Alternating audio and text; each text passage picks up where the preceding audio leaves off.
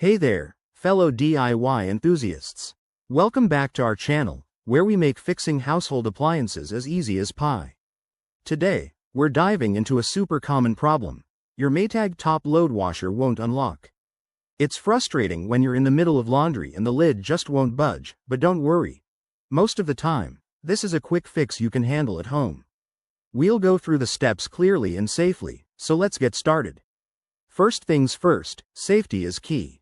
Always unplug your washer from the wall to avoid any electrical mishaps.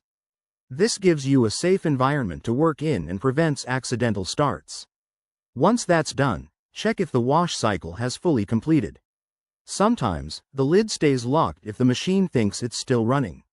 Wait a few minutes or press the cancel button to see if it unlocks on its own. If that doesn't work, let's try a reset. Turn off the washer, wait for about a minute, and then plug it back in. This simple reboot can clear temporary glitches. Now, inspect the lid switch. It's usually located near the hinge.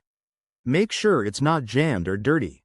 Gently clean it with a soft cloth or a bit of soapy water, but be careful not to damage it. Another potential culprit is an obstruction.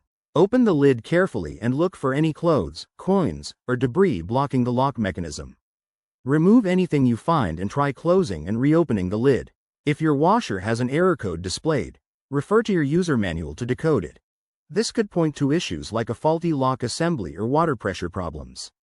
Once you've gone through these steps, plug the washer back in and run a test cycle. If it still won't unlock, it might be time to call in a professional technician, as there could be a deeper electrical issue.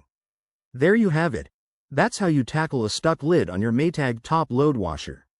Remember, regular maintenance like cleaning the filter and checking for wear can prevent this from happening again.